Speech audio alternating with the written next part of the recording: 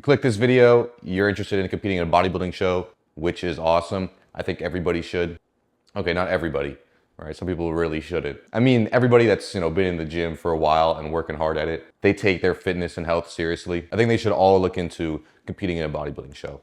It's a life-changing experience and you come out a better man, woman. The amount of gains you're gonna have in your mental toughness, like your mental strength, your discipline will improve so much. It's also a pretty cool flex, pun intended. Anyway, as you can see, I just got back from my grocery haul. If you can't tell, we're on the bulk. So I'm gonna give you guys a rundown on what I got, then freestyle some stuff about what you should be preparing for when it comes to your first bodybuilding show, if it's for you, and what it takes to turn pro. A couple prerequisites.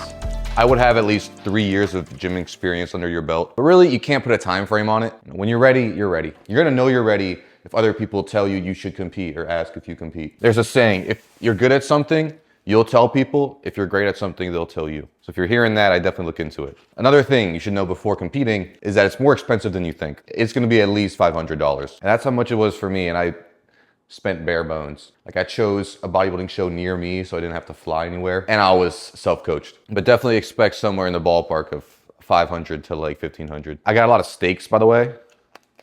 I love the tenderloins and the top sirloins. Those are always the leanest. The ribeyes are so overrated. I get it, it tastes better, but that's because it's fattier. It's a good fat, I guess, but you're still getting a plentiful amount of those fats from the sirloins and the tenderloins, but it's just a better protein per calorie ratio. Also got some salmons too.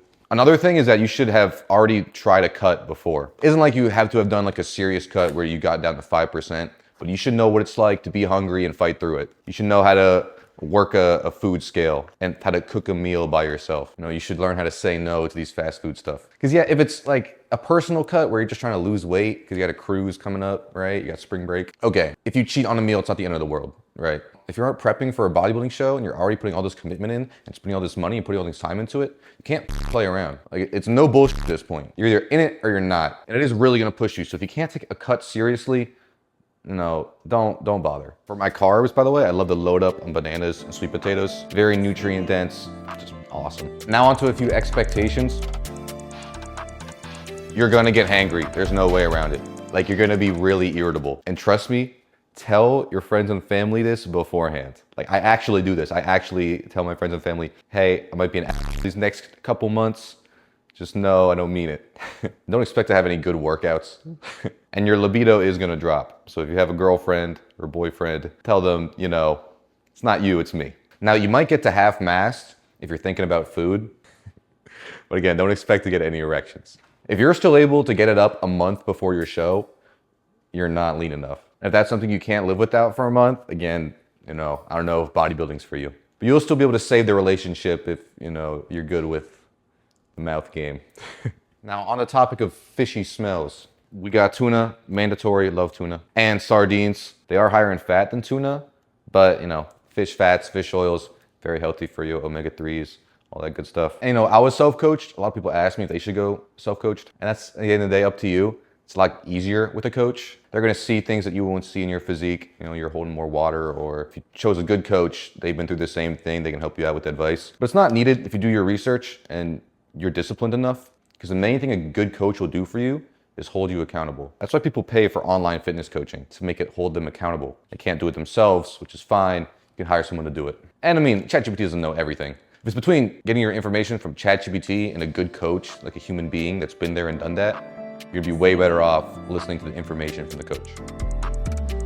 And I have a story on how I earned my pro card for the first time. This was my second show I've ever done. My first show, I only competed in debut. You can't earn your pro card when you compete in debut. For my second show, I registered to compete in novice. You can't earn your pro card competing in novice. You have to win a show, place first, and open with a class of 10 or more people. At least that's how it is with OCB, which is the federation I'm in. And the day before at check-ins, when I was getting my spray tan, they told me I could also compete in open if I wanted to. I just have to pay a marked up registration fee of $150. And in a heartbeat, I whipped out my phone and said, let me pay, bitch. I didn't say that, but I was so confident I was gonna place first. And that's the thing about bodybuilding. Like, I knew I was gonna win. And I didn't see any competitors, right? It isn't like I knew everyone I was gonna be up on stage against. But you're gonna know you're gonna win a bodybuilding show before you even step on stage. I knew 2 weeks before I was gonna place first. How did I know? Because I never broke plan once. I didn't make any exceptions at all. I treated every day as if I just had a cheat meal the last day and there's 3 other guys ahead of me that are gonna be Chris Bumstead level on stage with me. Like, I made no exceptions at all, not even close. I did the opposite. I'd always round up when I was measuring my carbs and fat, and round down was measuring my protein. So I'd underestimate my protein intake, overestimate my calories, fat, carb intake. I never made an excuse to skip cardio. I always treated it like I wasn't doing enough. In a heartbeat, I paid that $150 and entered in open. And I didn't tell my parents or my friends about it. So after I won the novice category, open was next, and they expected me to hop off stage, but I was back on and I won my open and earned my pro card. But if you want to know if you're going to win your pro card, you're going to know 2 weeks before. You're going to know like 8 weeks before. But even if you have no plan on competing at all, your victory, if you ever choose to compete, will start the next time you set foot in the gym. I'm telling you, the day you win your pro card will be the happiest day of your life. So make sure it sucks for those 2 months, however long you're on prep. That's why earning a pro card is so meaningful. Also got some powdered peanut butter. I love this stuff. Like, this is such a lifesaver. Everyone loves peanut butter in a bulk. It's like the easiest calories ever, but it's just so fat. Like, whenever I eat peanut butter, even the smallest amount, it's crazy how it goes straight to my jaw and face and waist. Just straight fat flushes right there. With this doesn't happen. That's why I can't do peanut butter even on a bulk. Like, I get it, it's super high calorie, but it doesn't have that much protein, guys. It really doesn't. This has 90% less fat. Please get powdered peanut butter. I know it's annoying, right? Oh, but I don't want to pour the water and stir it around. Well, it's either that or get fat, so. I almost forgot to mention it because it's super easy to forget. You need to be practicing your posing. Like, seriously, you have to. My first show, I did not practice my posing nearly enough. I maybe started like 2 weeks before. You should be practicing the minute you start prep at the latest. And it should be 20 minutes after each of your gym sessions. It's gonna be so annoying. You're gonna hate it. You're depleted. You just finished a 2-hour workout. You did 20 minutes on the Stairmaster. You're home, right? You're home free. Wrong. 20 minutes of standing there in your underwear, flexing, to then go home and eat 800 calories tops. Don't worry though, it'll only be like this for 2 months. Anyway, practicing your posing is super important. There are classes and clinics for this kind of stuff, but honestly, there are plenty of YouTube videos that'll get you right. I might make one, to be honest. But it's more than flex super hard and do all this stuff.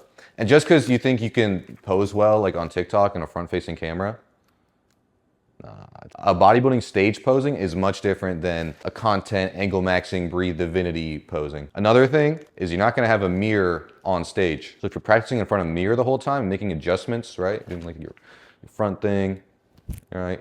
It's not gonna be like that on stage. You should practice without a mirror and a back-facing camera. What I do is I stand in front of a mirror, I close my eyes and then do the pose, open my eyes, make adjustments, and restart, do the same thing again until I nail it. Tomatoes. But especially in debut, if it's your first show, there could definitely be guys bigger than you, but they're not gonna know how to pose and you're gonna beat them. So please, please practice your posing. But TLDR, you're gonna know you're ready when other people tell you, or when you feel confident about yourself. You shouldn't listen to what other people think anyway. You have a few years of lifting on your belt and you know what it's like to cut weight. When you're on prep for your show, listen to your coach if you have one. Apologize to your friends in advance. Make sure that head game's on point. Oh my God. Make sure you got that mouth right. And you gotta know how to say no, because you're gonna have plenty of chances to break your diet. You're gonna hear this at least 10 times.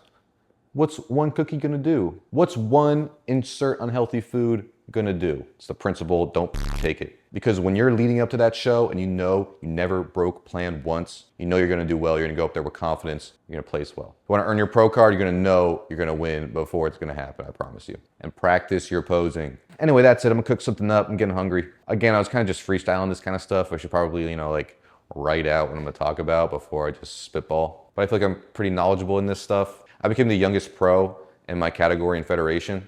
I've coached people too. But I probably missed a few things. If you have any questions, let me know. I'll answer them in the comments. Subscribe, like. I'll see you guys next time. Peace.